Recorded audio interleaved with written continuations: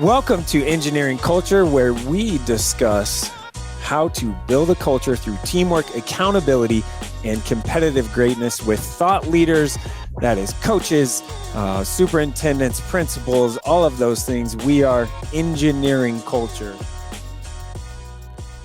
Okay, here with Coach Eric Henderson, South Dakota State men's basketball, with another episode of Engineering Culture. So let's start with defining culture. Define culture for me. Well, I think culture is just if somebody from the outside came in and watched you for a day, like what would they say about your program? What would the habits be? What would be the personality? What would be the vibes in your area or room or gym? And then honestly, what's the accountability to those, character traits is kind of what I feel like culture's about. And everyone's different. Everyone has a, kind of a different culture, but there's a lot of ways to be successful, and we're pretty proud of ours. I know that. Yeah. There's a difference between culture and, I don't know, building a team, right? How do you build a team, especially in this day and age in college basketball, where it changes every year, especially for a team like you guys, it changes every year. How do you keep that culture while, hey, we still got to win some games here? Yeah, I mean, I think it kind of boils down to like standards. Mm-hmm. What are the non-negotiable things within what are your non-negotiables? Well, that's a pretty interesting question. Yeah. Well, I think, some of our non-negotiables are, celebrating your teammates. Yeah. Body language is really, really important in our program.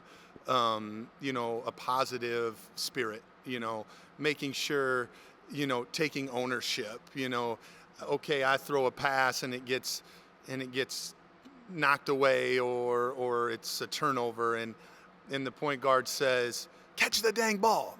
Yeah. No. That's a non-negotiable. Like, it's our fault, not your fault. Yeah. It's our fault. And so that's where it starts for us in non-negotiables, right? And then, the character traits that we talk about all the time is, we always have a circle. And honesty, respect, selflessness, communication, and compete. Mm-hmm. Those are our non-negotiables. Making sure you're super, super respectful. Honest, you're not going to be perfect. We know that. But if you make a mistake, it's okay. And how are we going to learn and grow from that? Selflessness, that goes back to celebrating your teammates. Communication, both verbal and nonverbal. Let's making sure we're positive. Let's making sure we're making sure others feel good, filling others' buckets, right? And then competing. Yeah. At the end of the day, how hard are you going to work? Just watching you guys practice today, and you look around and you see banners of NCAA tournaments, regular season, Summit League championships. This program has competed at a really high level in comparison to those around it for over a decade. Like, it's been a run here. Facilities are great and everything. How do you keep that standard? How do you know, that your job is a big job. It's a big responsibility, especially with this program. How do you keep that standard going? Well, I think it's when it all boils down to the players, right? And do you have the talent? Do you have the skill level to compete at this level, right? And then after that, it's not wavering on those character traits that we talked about. Right. Making sure no matter how good a player you are, Baylor Shireman, Doug Wilson, Mike Dom, you name it, right? And a couple of those guys are Nebraska guys, right? Yeah. So that makes it pretty cool. But not deviating from those standards for those guys either. Right. Making sure they're held to as a highest standard as everybody else. And then finding guys that believe in each other and believing in that and then putting it together, making sure that circle that we talk about is really tight. And so to me, we've been very fortunate to keep things very simple, to have some incredible players that have carried the torch and it's been fun. I know that. You have, where is college basketball going? Where do you see it going? Obviously, the NIL era is here for a program like yours. Hey, like, we develop guys and they move on, and like that's kind of, it stinks, but at the same time you do a good job of praising them and saying, hey, let us help you.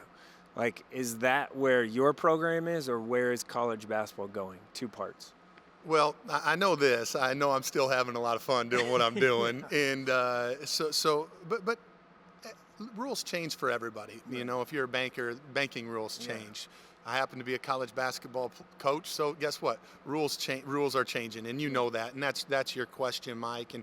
And the way I view it, the way we view it here at South Dakota State is, we love the ability to be able to give young people great opportunities, right. And it's our responsibility to help these young people grow, learn, and achieve their goals and dreams. Yeah. And I think in the past, we kind of looked at it as, hey, I hope every single player that plays here graduates from South Dakota State. Right. And it's not that I don't hope for that, right? And it's not that changes, but I think there's just an understanding that that's probably not going to happen near as much as it used to. And that's where college basketball's at. Yeah. And with the NIL piece, the money that's being offered to some of these young people is incredible. And sometimes that number gets to be a point where they have to take advantage of it. And if we've helped young people take advantage of that, that may be part of their goals and dreams. And so we have to feel proud of that. And, Baylor is a great example of that, where he, played here for 3 years, and we feel a big part of that, of his development. And he goes on to play for Creighton, who I played for Coach McDermott, so I know the culture is incredible, and he did a great job of even developing his game even more and making himself ready, to be a first-round draft pick, which is pretty special. Pretty cool, yeah. But then you look at it on the other hand, Oscar Clough. Right. We get a guy like Oscar from the transfer portal, who's an incredible teammate, who's an incredible person, and oh, by the way, he's pretty darn talented too. And so to be able to help him achieve his goals and dreams of being maybe the guy, maybe the most impactful guy in a program, and how can he adapt to that? Well, I think it's been shown he's doing pretty darn good. And so we're going to continue to find guys. More times than not, they're going to be probably high school guys, junior college guys. But we're also gonna find guys in the portal once in a while that we believe can make a huge impact, that are great fits, that we don't sacrifice, that honesty, respect, selflessness, communication, and compete.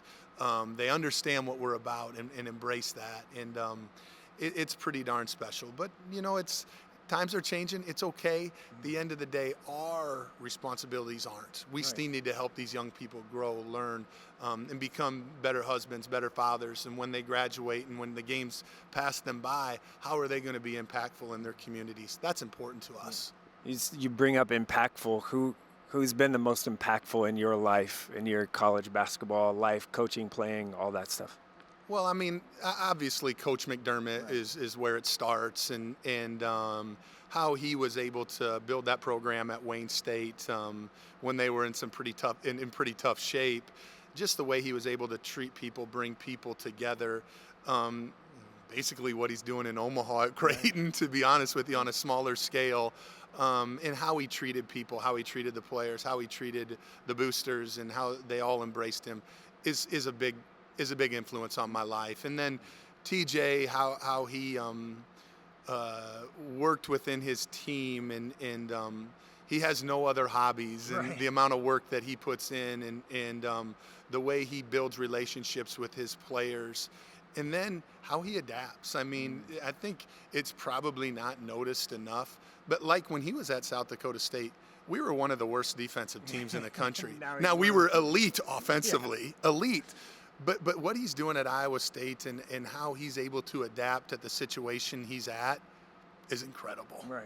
Yeah. So those two guys in particular, there's more, but those two guys have been pretty special parts of my life. Okay, last one. I need your best story about coaching girls basketball when you were at Wayne State. Wayne High School. Wait, yeah, I know, but when you were Wayne when you were living in Wayne, you coached girls high school basketball. Wayne America is a beautiful place. I'll tell you that much. I had so much fun there. I spent almost 10 years there, and I coached that varsity team for 1 year. I was a head coach, and I did not know a lot of what I was doing. I can promise you that. So at the end of the day, we wanted to play super fast, and all I told them was, hey, we're going to shoot this thing before we turned it over, because I hated turnovers. So you should have seen some of the shots that were going up, and you should have seen some of the people in the stands looking at me. That's a terrible shot, and I would never say a word. Yeah. If we got a shot up, I felt like it was victory. Yeah. And so run and gun, baby. Run and gun, baby. Yeah. And we had so much fun. My wife and I didn't have any kids, and we had some, Courtney Moss and her husband were Courtney was my assistant, and we just had so much fun coaching together, and we made a lot of mistakes, I'm sure, but we had fun. All right, man. Congrats. Appreciate it. Thank you. You're a good man. I appreciate what you do, Michael. A Hurrdat Sports Network production.